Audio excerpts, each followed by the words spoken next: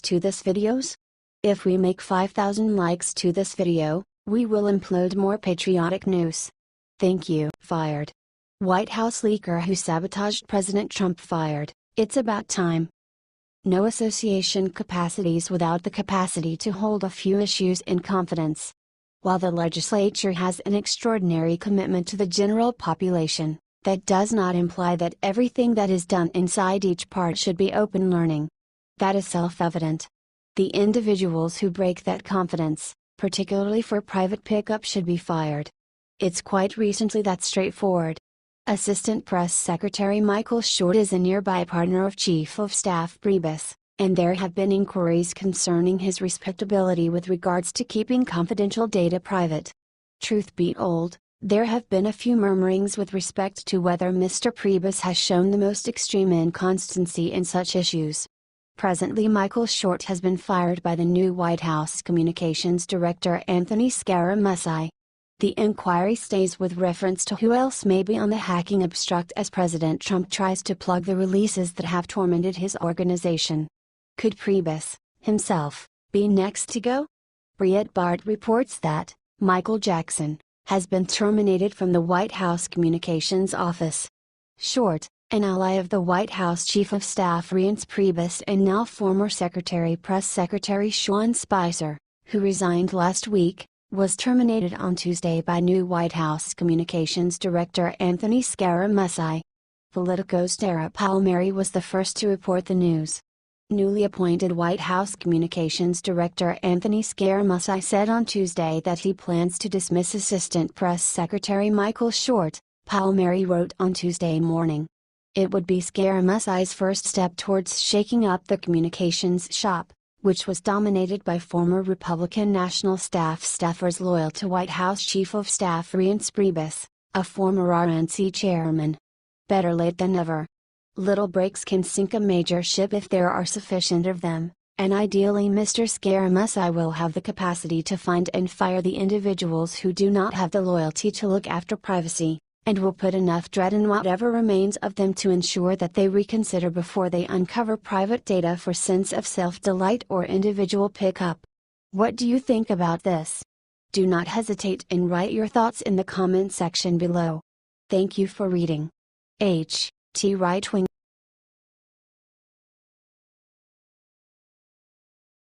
Guess who must testify before Congress about Obama spying? Obama is scared stiff. The plot thickens as the profundities to which the scandals in D.C. go simply continue getting further. Unless we have at last accomplished the point where Washington is absolutely exempt from the laws that apply to everyone else, and our justice system has been totally fixed or rendered futile, the time has come to see a few indictments. The sheer likelihood that every one of the allegations and confirmation against Obama, Lynch, Hilary, Huma, Podesta, Wasserman Schultz, Comey, and a pack of others are only dreams concocted by their political rivals must be galactic. On the off chance that justice exists in D.C., it roots past time for it to demonstrate its head. Evidently, that idea has jumped out at Ronna Romney McDaniel, chair of the RNC, as she has approached previous DNC chair, Debbie Wasserman Schultz, to testify before Congress after her long-term IT staff member just got arrested for bank fraud as he was endeavoring to escape the nation. McDaniel is clearly partisan, however, the congressional panel would be bipartisan, in this manner taking out the charge that the investigation would be run just by the Republicans. McDaniel made an explosive demand in an exclusive interview with Breitbart News via phone on Wednesday afternoon, after news broke Tuesday night that Wasserman Schultz's IT staffer for more than a decade was caught trying to flee the country by a federal law enforcement agent after wiring hundreds of thousands of dollars to Pakistan. I think the Congress needs to open an investigation into what this staffer had access to find out what information he had on the hard drives he took a Hummer to, why he was fleeing the country, McDaniel told Breitbart News. There are just so many questions with this individual and his family members who received over $4 million of taxpayer money between 2005 and 2009. We need to get to the bottom of it. It's very sad that the mainstream media does not talk about this at all. It shows the bias. McDaniel makes some great focuses. She likewise insinuates the way that the mainstream media is generally overlooking this because of its undeniable radical predisposition. That is valid, yet these are private news associations, and they are probably not going to change their approach as long as enough liberals tune in or purchase their daily papers to keep the mainstream media firms beneficial. It's a dismal unavoidable truth, however. It essentially implies that conservatives should simply work that substantially harder to contend in the field of thoughts. Wasserman Schultz has a great deal of disclosing to do. Probably her worry and those of her countrymen are that she may be constrained to uncover data that prompts a web of wrongdoing in which a hefty portion of those comrades would be gotten up to speed. Comrades, for example, Obama and Clinton for one thing. W. Wasserman Schultz absolutely needs to testify and explain why this individual was on a payroll paid by taxpayer until yesterday, as he was fleeing the country, on top of the fact that they had removed his access to congressional computers in February, McDaniel said. She knew she was under investigation, she knew something was wrong, and she kept him on the payroll. So we need to figure out what she knew, why she was protecting this person, and figured out what he did with important government information. On the off chance that the justice system might want to be regarded, something that is thought to be the situation, at that point it is the ideal opportunity for forceful, exhaustive, and unprejudiced investigations to start that outcome in arraignments. The steady politicization of each potential criminal issue just leads Americans to presume that most everybody in Washington is abnormal to some degree. And this does the country no great by any means. The media can make every one of the clamors it needs on the two sides of the issue. The justice system must not be a media-driven association but rather a reality-driven one, honing strong, demonstrated investigative methods. In the event that Congress needs to hold hearings to find actualities that assistance, fine. In any case, it's a great opportunity to see justice in real life. What do you think about this? Do not hesitate and write your thoughts in the comment section below. Thank you for reading. H. T. Briet.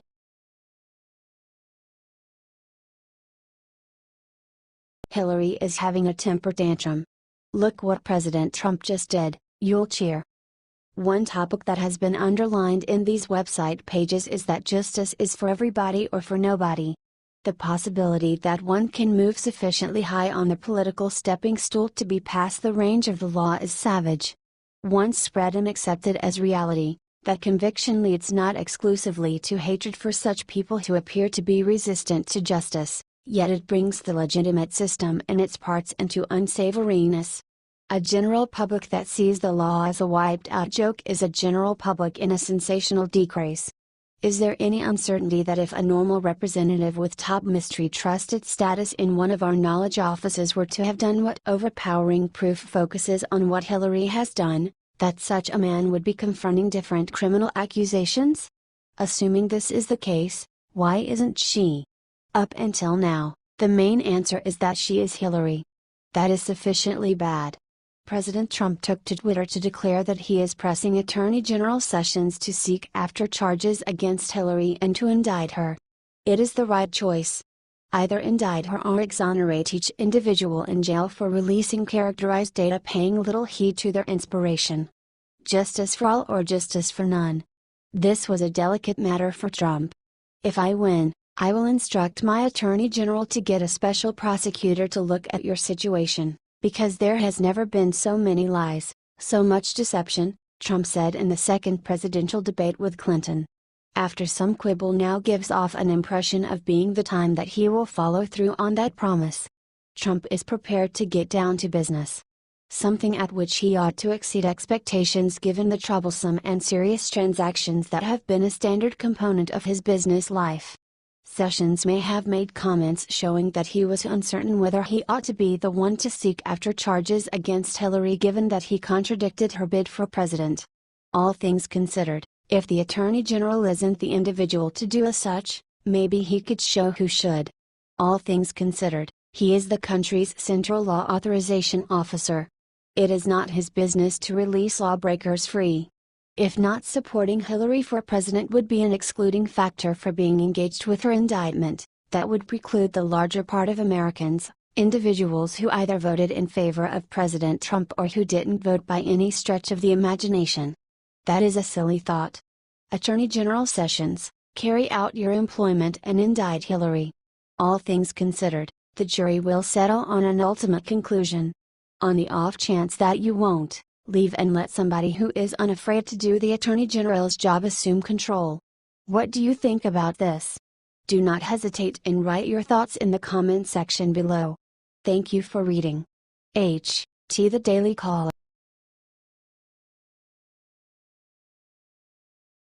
Resignation? Major scandal just erupts on top Democrats, you'll be speechless? It may be the case that the subject of about alleged collusion between President Trump's campaign team and the Russians may be essentially an instance of the Democrats attempting to produce an outrage before their own particular broke the news. It's a pleasant attempt, however, one that is bound to disappointment when you have people like Hillary Clinton in your party. Furthermore, for reasons unknown, there is a pack more Democrats that will be encountering all the wrong kind of attention too. Congresswoman and previous chair of the DNC Debbie Wasserman Schultz is at the focal point of an embarrassment that may catch her, as well as some of her Democratic partners too. Her IT staff member has been arrested on bank fraud charges as he was endeavoring to flee the country. He and his family worked for other Democratic administrators who may get got in this web too. What's more, he might be blameworthy of much something beyond bank fraud. It's not been a simple time for Debbie. In the first place, she was constrained out as a chair of the DNC. Presently, Republicans, as well as a kindred Democrat, is requiring her to leave from the House. With the arrest of her longtime IT staffer this week as he tried to leave the country, U.S. Representative Debbie Wasserman Schultz, D. Weston, is drawing fire from the left and right. Tim Canova, a liberal law professor who challenged Wasserman Schultz in the 2016 Democratic primary and has filed a lawsuit against her again in 2018, noted the arrest of Imran Awan in a fundraising letter sent Tuesday. He accused Wasserman Schultz, who kept Awan on her payroll after he was barred from the House computer system in February, of trying to obstruct the investigation of Awan and others. I have also been calling on Wasserman Schultz to resign from her household seat, and I have pointed out the obvious, that as long as she is in public life, the Democratic Party will flounder and the people of South Florida will be ill-served in Congress, Canova wrote in the fundraising pitch. Clearly, there is much more going ahead here than one Congresswoman's IT assistant playing it recklessly with some bank transactions. Parties are attempting urgently to shroud something. Crushed hard drives were estimated from this IT staff member's living residence by the FBI, and she has been edgy to keep an individual tablet out of the hands of law enforcement workforce. She would not be taking such activities that are certain to expedite open investigation her in the event that she didn't have some intense materials to cover up. After resigning in disgrace from the DNC, the investigation into Wasserman Schultz's former IT aide has further tarnished her reputation. Despite her efforts to revive her image by focusing on Russia's involvement in 2016 elections, the former DNC chair is still seen as a corrupt, out-of-touch politician who represents the worst of the Democratic Party. Her continued presence in the Democratic leadership impedes party reform and ensures that voters' lack of trust for the Democrats which derived from her leadership at the DNC remains. That is a fine summation of Debbie's circumstance and issues. How much these issues turn into the issues of different Democrats and also the Democratic Party itself, is how much party administration will function to toss her under the transport. She simply didn't understand that she was not as imperative to the party as Hillary. What do you think about this? Do not hesitate and write your thoughts in the comment section below. Thank you for reading. H.T. Observer, Palm Beach Post.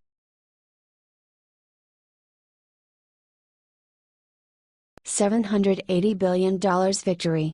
House GOP just passes $780 billion bill. President Trump finally has the money he needs to. President Donald Trump is one bit nearer to following through on a promise he made to the Americans.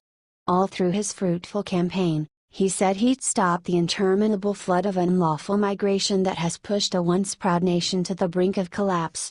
He swore he'd do all that he could to secure Americans and recover this country on its feet, and that incorporates things like a travel forbid that prevents terrorists from entering the nation. Maybe most dubious is the oft-debated southern border wall, which liberals love to loathe and ridicule, while in the meantime offering no arrangement at all for the illicit movement issue.